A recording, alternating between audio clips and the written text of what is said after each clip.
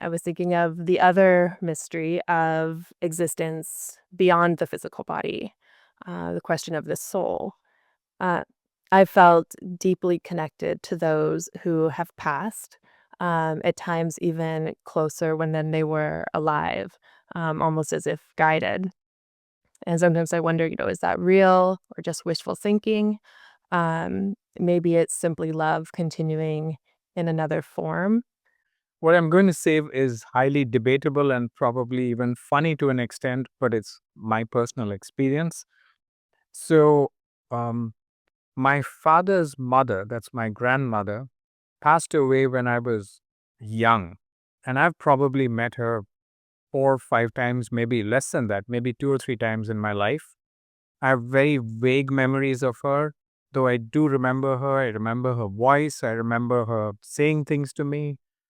So I have a strong memory of her. And then from the time I became about 19, 20 years old, I started feeling her presence in my life. And now I'm 56, going to be 57. And I can't tell you the number of times I've experienced her being present, uh, giving me advice, giving me counsel, being present with me throughout my life. And people who've been close to me in my life have also experienced her. And there have been some situations or instances which are just too strange to, too much to be coincidence, where they've said things to me that they learned from her, which there's no way anyone else could have known, right? So for me, her existence has always been the solid reality, whether anyone believed it or not, just in matter. For me, she's been real. And then at the age of 52, I got diagnosed with Asperger's, autism. And initially, it was a shock. I was trying to wrap my head around it, and I started reading up, listening to podcasts, just educating myself every which way I could about autism. And one of the funny things I learned was that people with Asperger's very commonly are known to have imaginary friends or partners or people in their lives. And I read that in more than one place, and I went, ooh, so maybe this is just my imagination. I've just imagined my grandmother all along throughout my life. And then I read somewhere else that most autistics, and that includes you, Denise, though I know you're not autistic, but you have an autistic daughter, and usually autism gets passed down through the mother. So and knowing you as well as I do, there are some little tinges here and there of awkward and funny behavior, which puts you, I'd say, in my clan.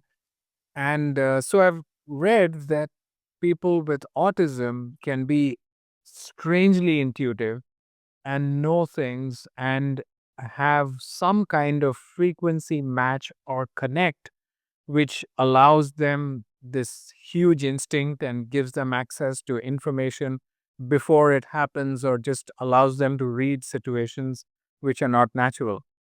So you can swing this either way. You can say that my grandmother is a figment of my imagination, and because most people with Asperger's have these imaginary people in their lives, or you can say that I have tapped in some way, somewhere to my grandmother. And that brings up another huge question is, if we believe that there's nothing after death, then how can she be around? And if we believe in reincarnation, like Hindus and Indians do, then maybe she's incarnated and gone a long, long time ago. So who am I talking to? Okay. And I've pondered this for a while. And what's occurred to me is that, let's say we do have a soul or a spirit or some element of consciousness, which leaves the body when we die. So at the moment of death, let's say that a person's dying, and there's a moment where their life energy leaves them and they're dead. If you break that down to not just 1 second, but you break it down to nano, microseconds and go frame by frame, there would be some micro or nanosecond where the person has just passed and the life energy is just about to leave and dissipate, whether it goes into reincarnation or whether it ends there. There is that one moment where they just, where the life energy is still that person and the person's just dead. At that point of time, when that life energy is still that person, it is possible that our physical limitations don't apply to that person, whether it's time, space, gravity, any of these. So at that nanosecond, that person could exist across time and across space. And if that person can exist across time, even if they do reincarnate, or even if they just end there, that microsecond or that nanosecond is enough to allow them to exist permanently as long as they want, wherever they want. It sounds funny, but it just makes sense to me. Thank you. Over to you, Tulip. And 100%, I just love the way you've put this across. It's true. And so when you're saying that they can exist eternally, right? In other words, Yes. and then some people like yourself or Denise or the people Asperger's or some people who are connected can tap into whatever they have, like even if they've been, even if they're born again, but it's not like the whole piece goes into someone, right? There, it's a part of that. So that little nanosecond, so you can tap into that, and then you can have, whether it's conversations or you can experience what the person has experienced. So so so it's like everything exists simultaneously, right? Thank you. Yes, Denise. Yeah, and I will agree with your evaluation of me. I'm one of those people. This I'm speaking to Vin now. I'm one of those people that can walk by a painting that is 20 feet away and see that it's slightly off center just by a little, like by a fraction of an inch, right? So anyway, but just to reiterate a little bit of that. My lots of studies have been done when someone is about to pass, and the weight of the body and then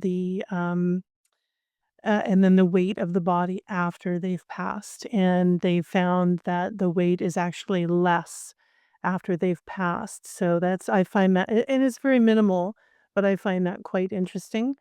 And then the thing that happened to me that was just kind of hit some of this home for me, where I tried to make sure that I wasn't just imagining these things, but a real thing that happened is I woke up in the middle of one night. My aunt was very sick. We didn't know how sick she was, though, so we had no idea that she was on death's doorstep. And I woke up and I wear an Apple Watch every night. I track my sleep, I track all that stuff. So I woke up and it was exactly 12 minutes past 12 o'clock, just past midnight. And I woke up and I said goodbye to my aunt. It was like a moment where I was able to communicate with her, thank her for being great aunt for my life, and just have a moment of communication. Found out the next day that she passed away at 12, it was 12:11. So is when they and so or no, sorry, my apologies, it was a minute after I had talked to her, so it was 12:13, my apologies. And that really struck me, that if anything was going to help me, be pulled out of a thought process around, "And this is all in my imagination," it was definitely that particular time that I found quite interesting that I was able to so I do believe that there is an opportunity, but that spirit, that element, of ether, that whatever you wanna call it, that the consciousness of that person as who they were, I do believe will exist, it for those who are able to tap into that, so Thank you, Denise. Yes, cousin. Just a very short story to follow that.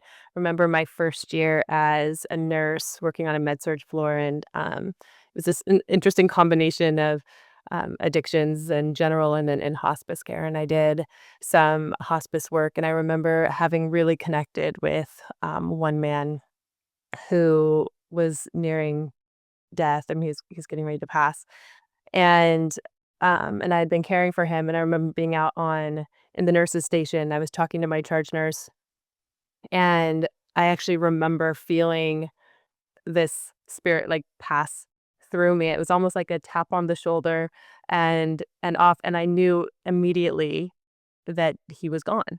And it was the first time I had experienced anything like that. And I remember thinking I had to get out of the conversation with my charge nurse because this had just happened. And I walked in and, yeah, and then they just saw him lying there very peacefully, and yeah, so I thought I would just share that. Wow. Thank you. Yes, Drake. Just on the matter that we've been talking about here with existence and whether something moves on after the person dies and that, I think like anything else, extraordinary claims require extraordinary proof. And if this is true, it would be extremely extraordinary to know that there is something that moves on after.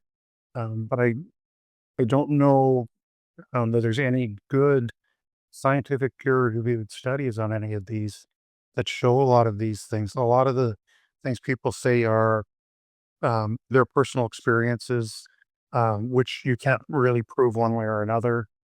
It's hard to know what goes into it. People's cultural and religious upbringings affect whether or not they're going to see a spirit or feel a passing of some sort. Um, so really, I don't think even things like the body weight, the studies I've seen on that say there's either no difference or the minor difference there is easily explained by loss of bodily fluids, which occurs quite frequently when somebody dies. They void their bowels and that. And um, so a lot of these things, we hope that they exist because nobody wants to cease to exist. So we look for these things. But I think um, that any proof we have is merely circumstantial and wishful. And until we get to the point where we have a way of accurately measuring it, which we may never do if it doesn't really exist, it's hard to prove a negative or to disprove. Um, until we get to that point, we may never really know, and which means we just sort of go on what our gut is and what we believe. Um, but as far as our existence, I think um, once we're gone, and we don't exist except in that atomic and molecular elemental phase that I was talking about before. Thank you, Drake. I agree with you. I've also read that the 21 grams theory has been shot down quite a few times. But there's also been a time when we believed strongly that the earth is flat. There's also been a time when we believed that there's no such thing as chakras or energy centers in the body.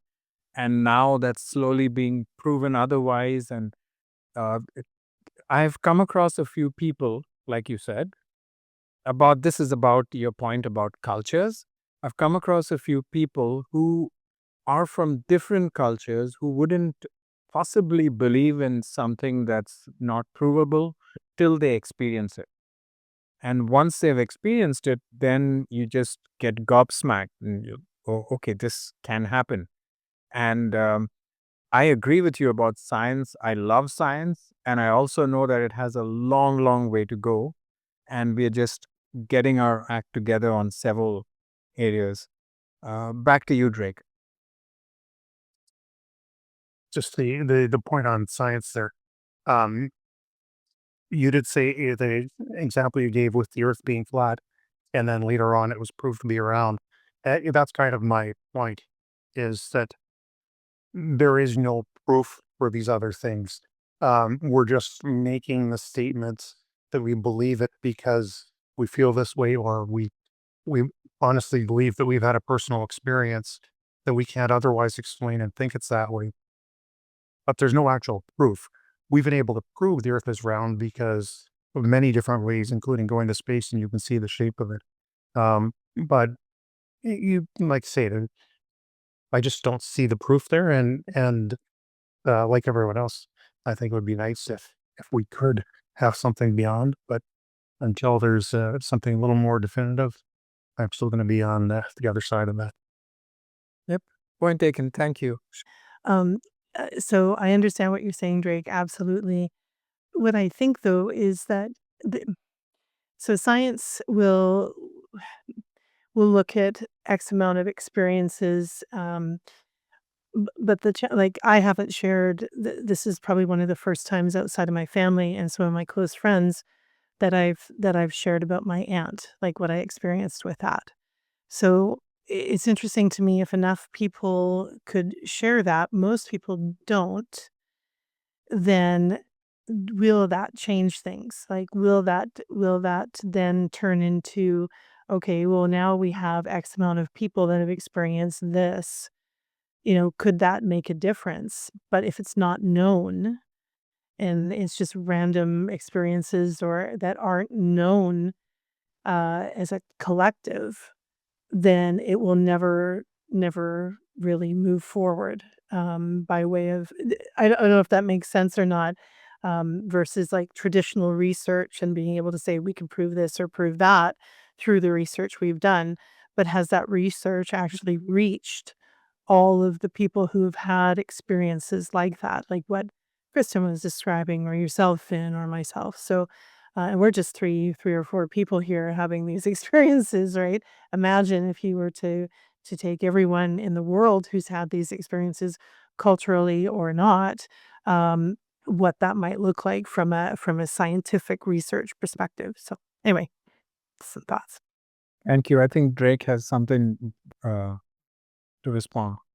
Just briefly, I see that sort of in the same vein as eyewitness testimony, which has been proven to be very unreliable. People can see the same thing and come up with very different um, beliefs, honest beliefs of what they saw, yet it's not necessarily what actually happened. And it's based on their experiences, what they're paying attention to at the time.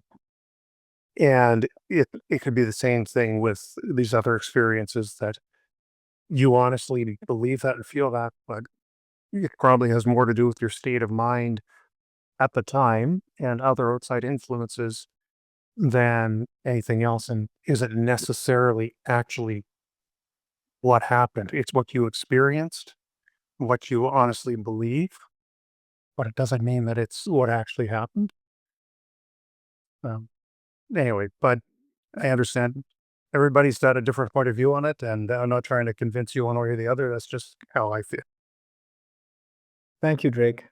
Adding to what Denise said, if we take 6 of us here, that's 3 with experiences we've already spoken about. The other 3 may have had experiences that they haven't spoken about. That's a 50% average already.